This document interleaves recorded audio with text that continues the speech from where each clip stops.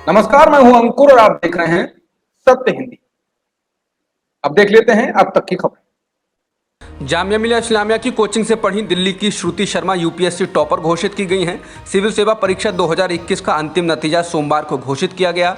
श्रुति शर्मा ने पहला स्थान हासिल किया है। अपनी कामयाबी पर शर्मा ने कहा कि उन्हें यूपीएससी परीक्षा पास करने का भरोसा था, लेकिन मेरिट सूची में नंबर 1 पर आना आश्चर्य के रूप में आया है। श्रुति शर्मा ने दिल्ली यूनिवर्सिटी के सेंट स्टीफेंस कॉलेज से ग्रेजुएट और पोस्ट ग्रेजुएट जेएनयू से करने के बाद जामिया मिलिया इस्लामिया रेजिडेंशियल कोचिंग अकादमी में सिविल सेवा परीक्षा की तैयारी की। बिजनौर की रहने वाली श्रुति शर्मा का प्रिय विषय इतिहास है। उन्होंने पोस्ट ग्रेजुएशन इतिहास में किया है। बता दें यूपीएससी की तीनों टॉपर महिलाएं हैं। अंकिता अग्रवाल ने दूसरा स्थान हासिल किया है और चंडीगढ़ की गामिनी सिंगला ने तीसरा स्थान हासिल किया है। इसके अलावा ऑल इंडिया टॉपर सहित कुल 23 उम्मीदवारों ने जामिया आरसीए से सिविल सेवा परीक्षा उत्तीर्ण की है। किसान नेता राकेश टिकैत पर सोमवार को तब हमला कर दिया गया जब वो कर्नाटक की राजधानी बेंगलुरु में एक प्रेस कॉन्फ्रेंस को संबोधित कर रहे थे। टिकैत पर माइक्रोफोन से हमला किया गया और फिर उन पर स्याही फेंकी गई। इसके बाद टिकैत के समर्थक जब उनको बचाने के लिए दौड़े तो वहां हंगामा हो गया। एक रिपोर्ट के अनुसार टिकैत के समर्थकों ने स्याही फेंकने वाले की पिटाई की। सोशल मीडिया पर आए एक वीडियो में एक व्यक्ति को टिकैत के पास जाते और उनके सामने रखे माइक्रोफोन से मारते हुए देखा जा सकता है। फिर दूसरा आदमी उन पर स्याही फेंकता है। इस घटनाक्रम के बीच किसान नेता के समर्थक उनके बचाव के लिए दौड़ पड़े तो अफरा तफरी का माहौल हो गया। वीडियो में यह भी देखा जा सकता है कि कार्यक्रम स्थल पर अफरा तफरी मचने पर कुर्सियों को इधर उधर फेंका जा रहा है। कुछ लोग मार भी रहे हैं। कृषि कानूनों के खिलाफ किसान आंदोलन का चेहरा रहे राकेश टिकैत ने एक स्टिंग ऑपरेशन के बारे में बोलने के लिए प्रेस कॉन्फ्रेंस बुलाई थी, जिसमें कर्नाटक के किसान नेता कोडिहल्ली चंद्रशेखर को कथित तौर पर पैसे मांगते हुए पकड़ा गया था।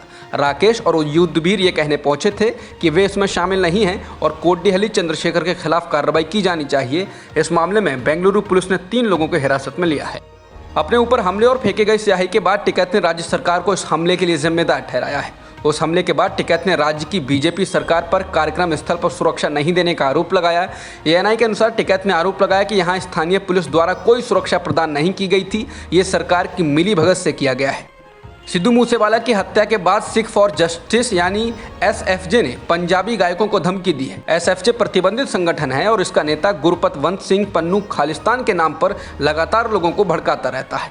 पन्नू ने एक वीडियो जारी कर कहा है कि कोई नहीं जानता कि अगली गोली पर किसका नाम लिखा होगा।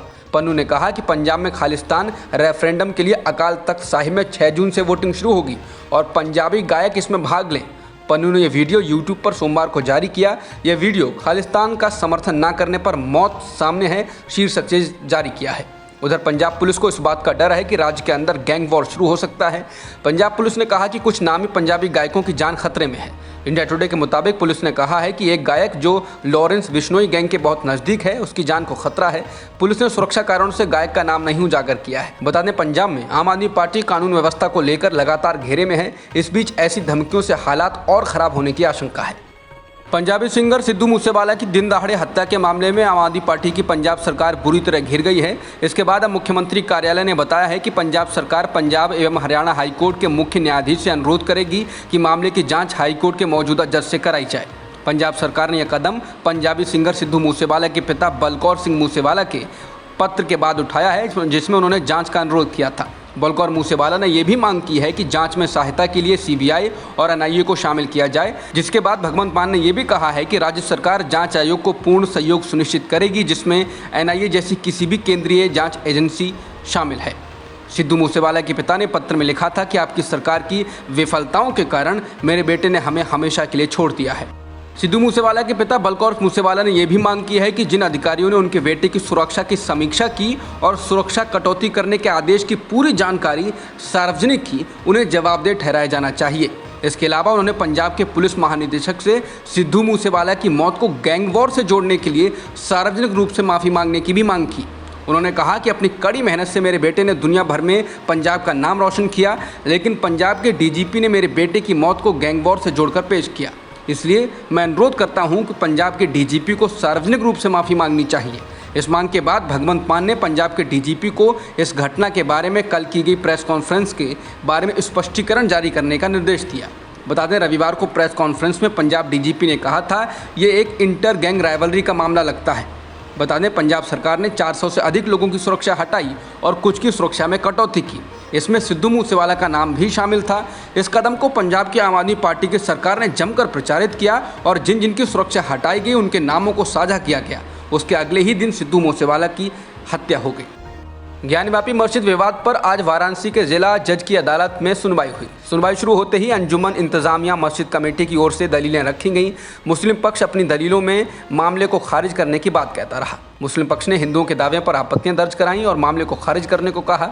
वहीं कोर्ट ने अब इस मामले की सुनवाई को 4 जुलाई तक के लिए टाल दिया है। बता दें इससे पहले 26 मई को मस्जिद पक्ष की ओर से इस मामले पर दलीलें रखी गई थीं जो कि पूरी नहीं हो पाई थी। उसी कार्रवाई को आज आगे बढ़ाया गया।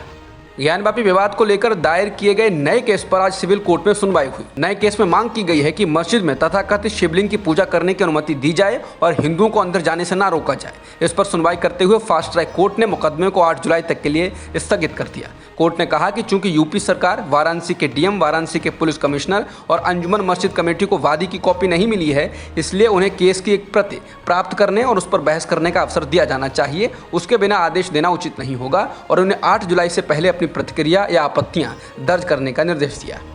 जेडीयू नेता और मोदी सरकार में स्टील मंत्री आरसीपी सिंह को नीतीश कुमार ने राज्यसभा नहीं भेजने का फैसला किया। 7 जुलाई को राज्यसभा की उनकी सदस्यता खत्म हो रही है, लेकिन जेडीयू ने उन्हें फिर से उम्मीदवार नहीं बनाया है। बता दें इस बात को लेकर पहले से ही कयास लगाए जा रहे थे कि नीतीश कुमार आरसीपी सिंह को राज्यसभा नहीं भेजेंगे। ऐसा इसलिए कहा जा रहा था क्योंकि नीतीश कुमार और आरसीपी सिंह के बीच मतभेदों की खबरें हैं।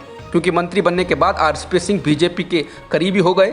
वहीं राज्यसभा न भेजे जाने पर आरसीपी सिंह ने बीजेपी का बचाव करने की मुद्रा में कहा कि बीजेपी के पास 303 सांसद हैं और उन्हें किसी की जरूरत नहीं।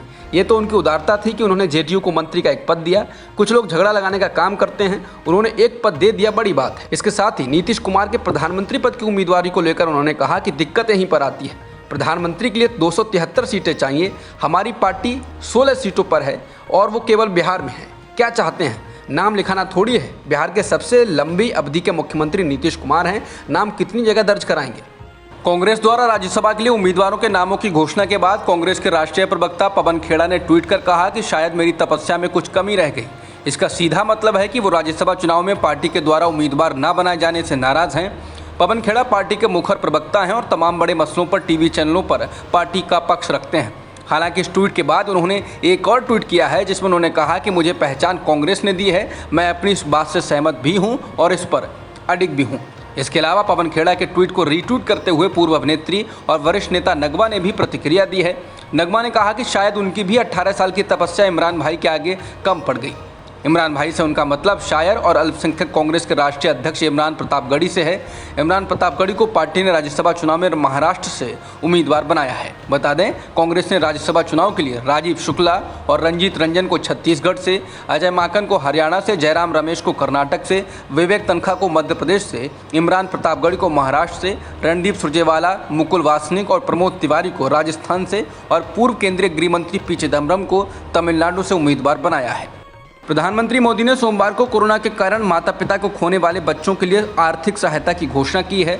उन्होंने कहा कि पीएम केयर्स फॉर चिल्ड्रन योजना के तहत ऐसे बच्चों की दैनिक ज़रूरतों को पूरा करने के लिए विभिन्न योजनाओं के माध्यम से 4,000 रुपये प्रति महीने दिए जाएंगे। प्रधानमंत्री ने कहा कि अगर किसी को प्रोफेशनल कोर्स और उच्च शिक्षा के लिए शिक्षा ऋण की ज़रूरत होगी तो उसमें भी पीएम केयर्स मदद करेगा। इसके अलावा 18 से 23 वर्ष की आयु के लोगों को वजीफा दिया जाएगा। प्रधानमंत्री मोदी केंद्र में 8 साल पूरे करने को लेकर एक कार्यक्रम को संबोधित कर रहे थे। कार्यक्रम के दौरान स्कूल जाने वाले बच्चों को छात्रवृत्ति हस्तांतरित की गई। इसके साथ ही बच्चों के लिए पीएम केयर्स की पासबुक और आयुष्मान भारत के तहत एक स्वास्थ्य कार्ड भी दिया गया। अब तक की खबरों में इतना ही। बाकी खबरों के लिए बने रह सकते हैं आप सत्यहिंदी.com।